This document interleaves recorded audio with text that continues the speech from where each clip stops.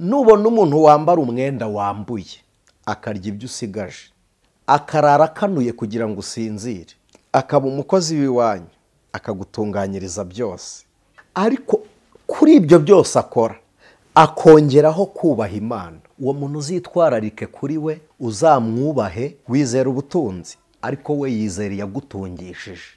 Imana igukorera imirimo n'ibitangaza bituma abantu bahindukira bavuge ngo ni Imana koko. Ndagira ngo mbabwire ko hari umuntu utariganwa kuko akorera ibwami, ibye nta wabihangara, akarima ke nta wagahinga, ishyo rye nta warishorera, inka ye nta wayikama, ishyamba rye nta waritashya, n'ubwatsi bwe bukomye nta waragiramo, kuko akorana n'umwami. Izazidukuramo, ndabyizeye, ndi kubusezera nabwo bubumenye, ndi kubusezera, ndabyizeye. Ariko mwe gufata inzu nk'ibisubizo bya nyuma, nkaho hari ibyo bya nyuma mukeneye, mwe gufata abagore nk'ibisubizo bya nyuma mukeneye, mwe ibyo muri kureba nimubikureho umutima, mubanze muwushyire ku Mana, hindukirira Imana. Iyo uhindukirira Imana ukayibwira ngo ni wowe wenyine. Ijwi ry'umukanguzi. Yesu ashimwe cyane, inshuti z'umusaraba, ndabasuhuje, mugire amahoro y'umwami wacu Yesu Kristo. Iyo tuvuga amahoro y'umwami wacu Yesu Kristo, ni imibereho, ni ubuzima bw'abizera, ndetse n'impano Imana yaduhaye kugira ngo tuneshe isi, kuko Yesu yarabivuze, aravuga ngo amahoro mbahaye si nk'ay'ab'isi. Ayo mahoro rero atari nk'ay'ab'isi atuma duseka ku munsi w'amarira, atuma tubaho mu gihe cy'urupfu, atuma tuvoma igihe amasoko yakamye n'amariba atakidudubiza. Ayo mahoro atuma tubyara, ayo mahoro atuma twubaka. Ayo mahoro agwire muri mwe, nabe muri mwe mu izina rya Yesu. Aha ni ku Ijwi ry'umukanguzi, ngewe ndi mwene so Aniseti, ndi umubwirizabutumwa bwiza bwa Yesu Kristo. Ntekereza ko ari nayo mpamvu turi kumwe hano. Umuntu uje ari ubwa mbere, reka tugushimire ko wahisemo kubana natwe, tugushimiye ko wahisemo kubana natwe, kandi Imana igushoboze kumva iby'umumaro kuri twe. Ndumva nsigaye mfite icyifuzo cyo gusengera abantu mukurikira Ijwi ry'umukanguzi. Niba uhawe umugisha wo kumva ijambo ry'Imana, ukaryumva ufite umwanya, ukarisoza, ukanasenga, we kubikurikirana nk'umuntu wavyuwinze kuri YouTube gusa. Umva ijambo ry'Imana, usenge, umutima wezwe. Juste igihe gihuza umuntu arakiba. Turi mu minsi igoranye, minsi ya nyuma. Niyo mpamvu mbasabiye kubw'umwami wacu Yesu Kristo ngo uko wa munsi ugenda urushaho kutwegera, tujye tuba hamwe, twaturana impamvu z'ibyiringiro byacu, tubwirane ko Kristo ari muzima, yarazutse, yatsinze urupfu. Uwo twizera ni umuneshi, yaranesheje. Amen. Uwo twizera niwe rubasha. Imana ihimbazwe. Rero iyo mbivuga ntyo, mba numva nakubwira ngo iri jambo ry'Imana risangize n'abandi. Suhuza umuntu uzi w'inshuti yawe, wamusuhuza kuri WhatsApp cyangwa ubundi buryo. Numara kumusuhuza, umubwire ikigufashije kuri iri jambo. Rega niyo utamusharinga linki, ariko ukamuganiriza ibyo wungukiye mu ijambo ry'Imana. Abizera mureke twaturirana impamvu z'ibyiringiro byacu. Niwumva kubimubwira bitagushobokeye, fatira ijambo ry'Imana, umuhe linki, musharinga ikiganiro, dusangire iri jambo ry'Imana. Rero reka mbasabe aho muri, nshimira umuntu wakoze subscribe, nawe utarayikora wakoraho, wakora subscribe kugira ngo tujye dusangira ijambo ry'Imana. Imana ibishimirwe ko yaduhamagaye kugira ngo dufatane amaboko muri uru rugendo rujya mu ijuru. Ni ugufatana mu maboko, nshuti z'umusaraba. Nta ntwari yarwo, kuko turacyagenda. Intwari y'uru rugendo ni Kristo gusa. Ubwo ari Kristo rero niwe twireferaho, niwe role model wacu, niwe twigiraho, niwe karorero. Imana ishimwe, niwe rugero rwacu. Rero reka mbinginge wigomwe mu mwanya urimo, dufatikanye gusenga. Kandi iri sengesho ntiribe gutera waraza, rihindure mu mitekerereze yawe, kandi rigira icyo rikora. Iri sengesho rigira icyo rikora mu buzima bwawe. Mana Data twese uri mu ijuru, umukiza wacu, turagushimiye. Waduhaye Kristo Yesu, adukiza urupfu, aduha kuba baraganwa nawe kubw'isezerano, none natwe turabana mu rugo rw'Imana. Ushimwe impanda nivuga tuzitaba. Ibyo byiringiro biri muri twe. Watugeneye icyicaro iburyo bwawe mu cyanya cyo gukiranuka kwawe, niho watugeneye tuzicara. Muririmbyi yarabivuze, Zaburi 150 wayanditse yaravuze ngo muvugirize Imana ihoraho impundu kuko Imana ari nziza. Timuyishimisha ibyuma birenga, imitima yacu izamuye amajwi, dukize hejuru n'akanwa k'umubiri n'ibiganza turavuze ngo uri umukiza wacu. Tugushimiye imirimo yawe muri twebwe Mwana. Dusengeye umuntu urwaye kugira ngo ukuboko gukiza kumukiza. Ibyo ntitubivuga tubyumvanye abandi, nanjye warankijije. Nawe turamusengeye ngo akire mu izina rya Yesu. Ubabaye tumusabiye isoko y'ibyishimo binorwa muri Kristo Yesu, kugira ngo bitsinde umubabaro wo muri we, agakiza k'Imana kamuhindukira ibitwenge. Tubisenze kubw'umukiza wacu, none n'iteka ryose twambaje kubw'izina rya Kristo. Amen. Imana ibaha umugisha. Reka dusangire ijambo ry'Imana. Ubwashize mu kiganiro twaganiriye cyo kwizera, twaganiriye dusomye igice cya 10 umurongo wa 38 mu gitabo cy'Abaheburayo. Haravuga ngo umukiranutsi wanjye azabeshwaho no kwizera, ariko nasubira inyuma umutima w'Imana ntuzamwishimira. Gukiranuka ni iki? Gukiranuka ni ukumva Imana tukayumvira, hanyuma tugakora iby'Imana ishaka. Kugira ngo dukore iby'Imana ishaka, nuko tubanza kwica ubushake bwacu. Yesu yarabivuze, aravuga ngo umuntu ukunda ubugingo bwe kubundutisha azabubura, ariko ukunda ubugingo bwanjye kuruta ubwe azabubona. Imana ishimwe. Bene data nshuti z'umusaraba, ndagira ngo mbabwire ngo dufite ibyo dutegereje ku Mana. No gusenga kwawe hari icyo uri gusaba, Imana ikumvire mu izina rya Yesu. Hari icyo uri gusaba kugira ngo ugisabe, nuko unyura mu nzira ikwiriye. Inzira rero ikwiriye ni Kristo, niwe kuri, niwe jambo ry'Imana. Imibereho ikwiriye y'umukristo yitwa kwizera. Kwizera ni ubuzima bubaho no mu rupfu. Niko Yesu yabwiye mu buhamya bw'umuririmbyi waririmbye indirimbo y'125, je pense que ari 125, ivuga ngo naho ndiho naho napfa nzi ko nkundwa n'Uwiteka. Uyu yari umwana w'umuhindekazi, yararwaye arwara indwara, ntiyayirwara wenyine, yishe nyina. Iyi ndwara imaze kwica nyina nawe arayirwara. Ayirwaye ise aramusiga ajya mu rundi rugo, ko yari afite ingo ebyiri. Ageze mu rundi rugo yibagirwa uwo mu rugo rwa mbere bajya no kumugaburira. Uyu mwana kuko yari ari mu cyumba afungiranye, bagasunika ibiryo babinyujije munsi y'umuryango, munsi y'urugi hanuka. Murumva byose yabikoreye mu cyumba. Agera igihe agiye gupfa asigaranya akuka ka nyuma, atabaza Imana zose, aravuga ngo Imana zose, Imana iriho yanyumva ikantabara, nzahinduka umugaragu wayo, nzayiyoboka. Ageraho aravuga ngo nimwe yapfiriye abantu ku musaraba, nibinyumva nayo intabare. Imana ishimwe. Yesu aramugenderera ninjoro, aza mu mucyo w'itangaza. Imana ihimbaza. Ariko Kristo ujya kuza mu isi akaza ari umucyo. Bibiliya iravuga ngo niwe mucyo wacu. Yaje mu isi, abisi ntibamumenye, ntibamwizera. Yaje mubi, ntibamwemera. Imana itugirire neza. Icyo nshaka ni iki? Uyu mwana w'umukobwa Kristo aje mu mucyo, yagiye atamukijije, ariko yavuganye nawe. Hari abantu bajya barambirwa imvugo y'Imana kubera situation barimo, ariko ndagira ngo mbabwire Imana ni Imana. Nibutse umugabo umwe yigeze anyishyuza, nari mufite idene, ndafite ahantu nyakura, azafite amahane menshi, ndamwanigabanya amahane. Wowe ufite uwo wishyuza, ariko nge ntawe nishyuza. Namwana wowe ibyiringiro byanjye biri kuri wowe, ibyiringiro byawe biri kuri nge, ariko si byanjye birajya kuri nde. Ndamwana ni Kristo ntegereje. Mbivugiye iki? Iyo Imana yavuganye nawe ikakubwira byinshi, usenga uvuga ngo wavuganye nanjye. Si kimwe nuko nta muntu waba wishyuza. Imana irabidufitiye, nubwo tutabyishyuza nk'umwenda, ariko reka tubitegereze nk'ibizaba byayo, kuko yabivuganye natwe, kandi Imana ntibeshya. Amen. Imana ntibeshya. Bigize Janti aho ari turamusuhuje, Imana imuha umugisha, yararirimbye aravuga ngo reka mbabwire muri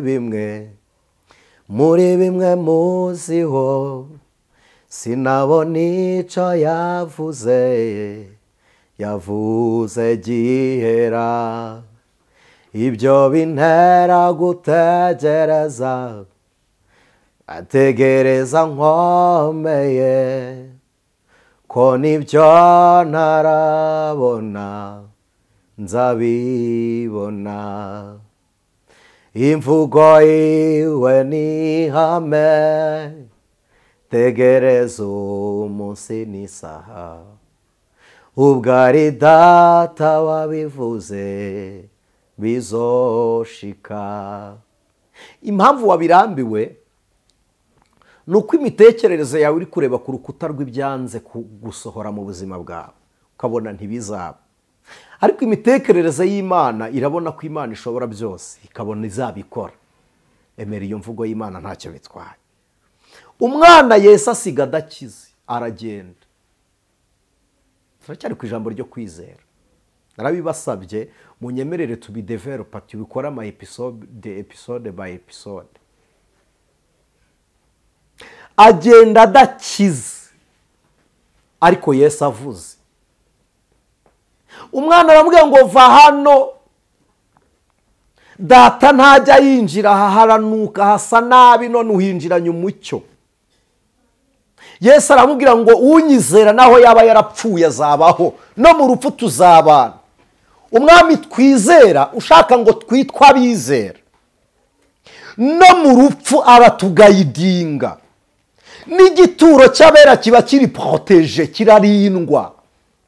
N'umwana w'umukiranutsi ararindwa. Dawidi yarabivuze atanga ubuhamya, aravuga ngo nari umusore none nimurebe imvi zibaye uruyenzi, sindabona umwana w'umukiranutsi yaretswe cyangwa urubyaro rwe ngo rusabirize.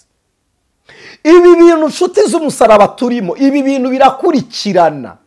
Umugisha Imana igihe utanga kugeza ku rubyaro rwa kangahe, Imana igitanga umugisha. Mwizere Imana. Uyu mwana w'umukobwa bukeye mu gitondo abwira se ngo nabonye umugabo w'umunyembabazi kukuruta. Yinjiye mu cyumba ndimo adasize umucyo we. Amen. Yesu ntabwo asiga umucyo iyo agiye kutugenderera. Reba imigambi iri mu mutima wawe, ariko akatugenderera. Reba ingeso zawe, ntabwo ajya asiga umucyo atugendereye.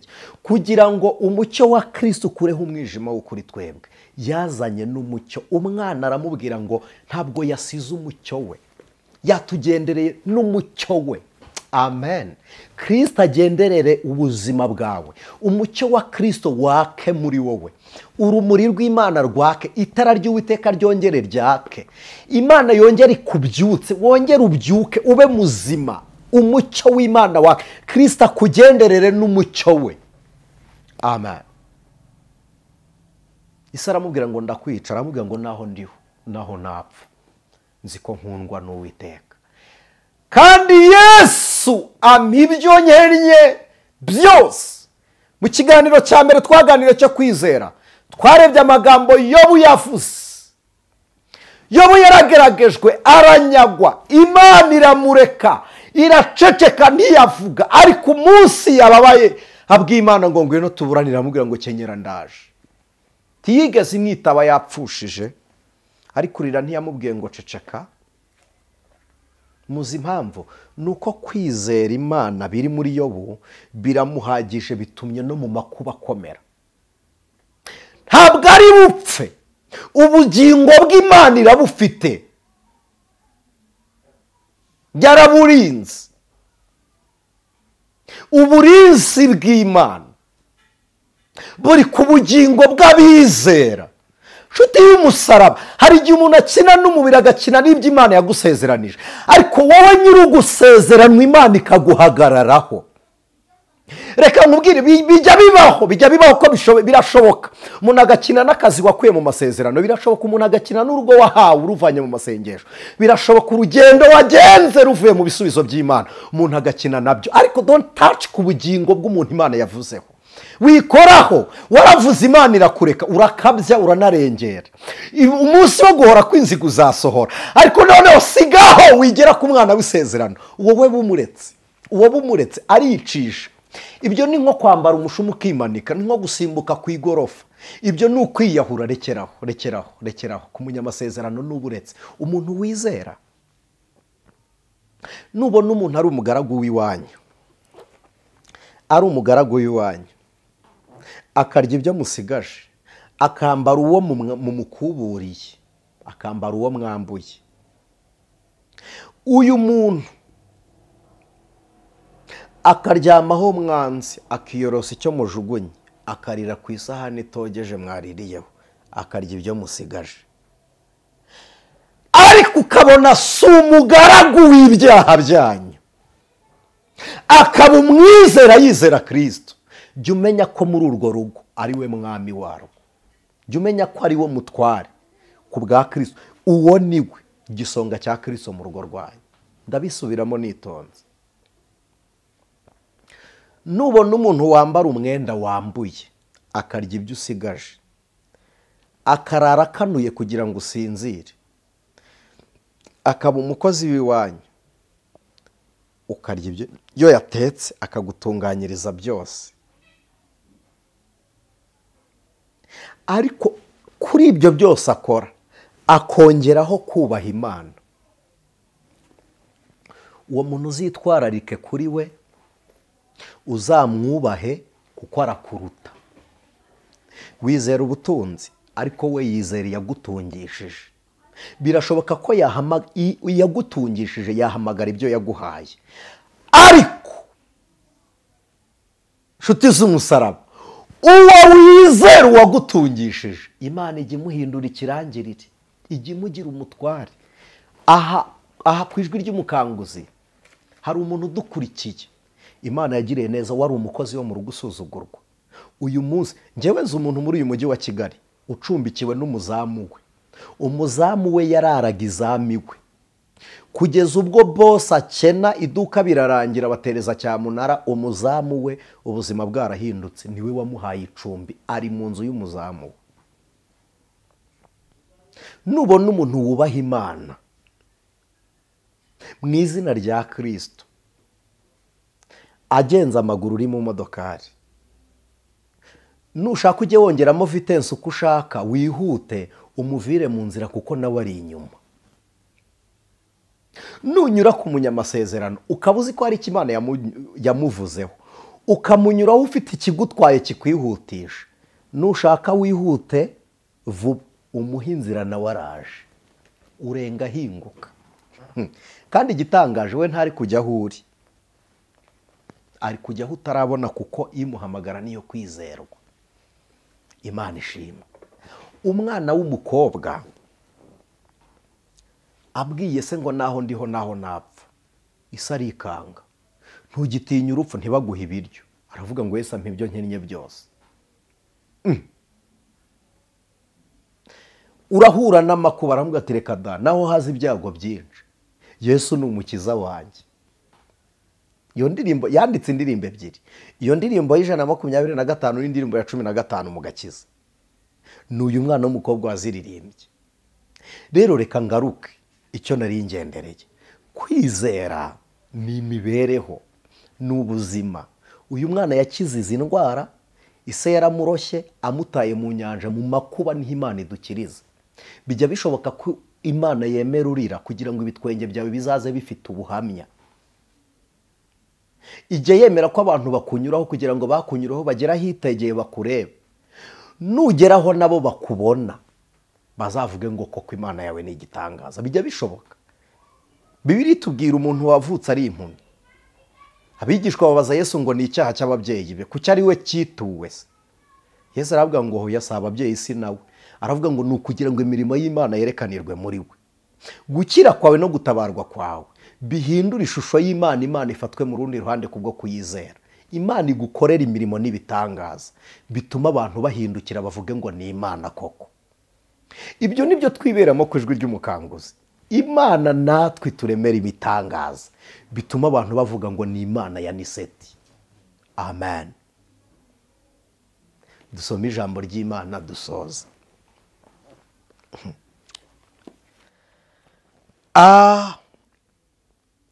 Igice cya mbere ku murongo wa 5 w'urwandiko rwa kabiri rwanditswe na Petero. Igice cya mbere mu rwandiko rwa kabiri rwanditswe na Petero, umurongo wa 5. Haravuze ngo ibyo abe ari byo bituma mugira umwete wose kwizera mukongereho ingeso nziza, ingeso nziza muzongereho kumenya, kumenya mukongereho kwirinda, kwirinda mukongereho kwihangana, kwihangana mukongereho kubaha Imana, kubaha Imana mukongereho gukunda bene data, gukunda bene data mukongereho urukundo, kuko ibyo nibiba muri mwe bikabagwiriramo bizatuma mutaba abanyabute, nta bunebwe. Ubunebwe nta burezi, ubunebwe babwita rezisi, uburezi n'ubute n'ubunebwe, ntabwo muzaba abanebwe cyangwa ingumba ku byo kumenya neza umwami wacu Yesu Kristo. Mwakire neza iri jambo ry'Imana. Ntambwe ya mbere twabonye yo kwizera ni ukumenya Imana. Imana yarabivuze, iravuga ngo ku kigoryi niyerekana nk'ugoramye, ku munyantege nkeya nkiyerekana nk'inyantege nke, ku munyembaraga nkiyerekana nk'umunyembaraga. Kwizera ni ukumenya, ni igice cya 11 umurongo wa mbere. Ntabwo ndagera ku byiringirwa, nabasabye ngo munyihanganire bibe episode tuzareba ibyo twiringira. Tuzareba ibyo twiringira. Imana ibaha umugisha. Kuki hari ibyo twiringira ntibisohora, ubwo si ibyacu. Ibyo twiringira se kuki ibyo tutabyiringira ngo bitugirirweho? Ntabwo twabihaye umwanya cyangwa ntitwabimenye. Numenya ibyo wiringira ukabyiringira nibwo uzaba ubaye umutsinzi. Ibyo tuzabimenya nyuma. Ibyo twiringira reka tubanze turebe kumenya Imana. Ku munyantege nke Imana yerekana nk'inyantege nkeya, ku kigoryi Imana yerekana nk'igoramye, ku munyembaraga ikiyerekana nk'inyembaraga. Shingira ku mirimo n'ingeso zawe, shingira ku migendere n'imitekerereze yawe. Imana yiyerekanye nk'ukuri. Imana yawe imeze ite? Ni inyabwenge, iragoramye cyangwa iragoryamye? Imana yawe ni iyihe? Kumenya Imana.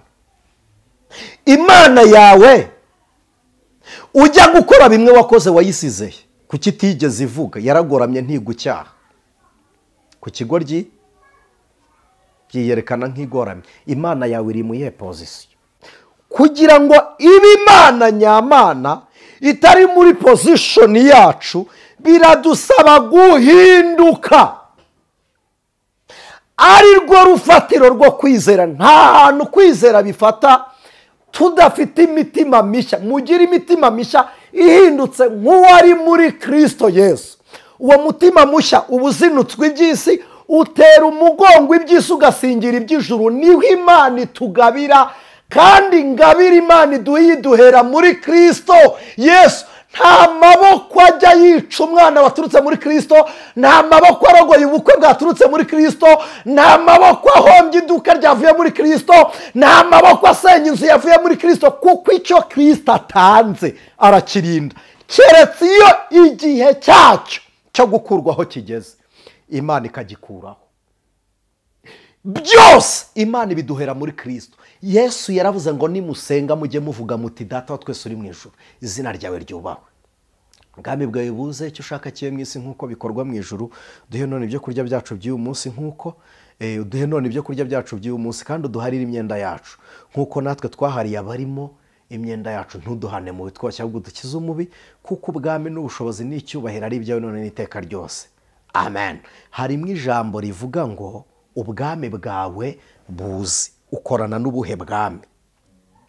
Ukorana n'ubuhe bwami? Ndagira ngo mbabwire ko hari umuntu utariganwa, kuko akorera ibwami. Ibye nta wabihangara, akarima ke nta wagahinga, ishyo rye nta warishorera, inka ye nta wayikama, ishyamba rye nta waritashya, n'ubwatsi bwe bukomye nta waragiramo, kuko akorana n'umwami. Ubwami bw'Imana buze, ibyo ishaka bibe mu isi. Mukurikije uko muri kundeba, aha ni iburyo bwanyu hakaba ibumoso bwanjye, aha ni iburyo bwanjye hakaba ibumoso bwanyu, bitewe n'uburyo muri kundeba. Icyo nshaka kuvuga ni iki? Imana, reka dusipoze ko iri hano iburyo. ibyo nshaka biri ibumoso, ngewe nkaba hagati y'ibyo narazwe n'Imana. Ndabikora neza nk'uko urugero nashatse kurubaha. Nimpindukirira iby'Imana yambwiye, Imana iri hafi ntiri kure, ndaba muri dimensiyo y'Imana, ndumva Imana ariko sindi bwegerane n'Imana, sinanarebana nayo. Icyakora yiranyegereye, ariko mu by'ukuri nubwo inyegereye nge nayiteye umugongo. Icyo nshaka kubabwira ni iki, ngasoza. Ninongera nkaba ndi muri iyi pozisiyo, ngahindukirira uruhande rw'Imana, ni igisobanuro cy'uko iby'isi mbiteye umugongo. Amen. Yesu yaravuze ngo mubanze mushake ubwami bw'Imana, ibindi byose muzabyongererwa. None ibyo mwita kwizera ni ukuza imbere y'Imana utareba Imana, ureba inzu. Mana numpe bimwe wambwiye, numpe umwana, numpe urugo. Uri kubisaba iyo wateye umugongo. Peloladisa enima ngahosa dakosa edemofa edra teginima ndihoria. Bene data nshuti z'umusaraba, iteka ryose iyo urangariye ibyo ushaka, kutabibona no gutinda kubigeraho biragucogoza. Uzi ko ushaka imodokari, nicyo kikuriza niyo marira. Ushaka gukira urarwaye, ibyo nabyo biri mu byo mushaka ku Mana. Ushaka inzu kuko ukodesha, ushaka akazi uri umushomeri, ushaka umugore uri umusiribateri, ushaka umugabo urakibana, urabishaka. Nibyo, ibyo byose Imana irabigira, ariko wibisaba Imana ubirebaho. Kubirebaho mvuze niki? Nuko muzi ngo nibwo buzima bwanyu. No, umukiranutsi abeshwaho no kwizera. Umugabo adahari umukobwa arakizwa, inzu idahari umupangayi arakizwa, tuzibamo tuzikodesha tugakizwa. Imana ishimwe, dukodesha turi abakirisitu kandi ubugingo bukaba buzima. Ubugingo bufite ibyiringiro byo kuzajya mu ijuru tukiri mu bukode. Imana izazidukuramo, ndabyizeye, ndabyizeye, ndabyizeye. Ndi kubusezera nabwo bubumenye, ndi kubusezera, ndabyizeye. Ariko mwe gufata inzu nk'ibisubizo bya nyuma, nkaho hari ibyo bya nyuma mukeneye. Mwe gufata abagore nk'ibisubizo bya nyuma mukeneye. Mwe ibyo muri kureba ni mubikureho umutima, mubanze mubukire ku Mana. Hindukirira Imana. Iyo uhindukirira Imana ukayibwira ngo ni wowe wenyine, niko Dawidi yavuze. Yaravuze ngo nduburira amaso yanjye ku misozi, gutabarwa kwanjye bizava he? Arahindukira aravuga ngo ni ku Uwiteka.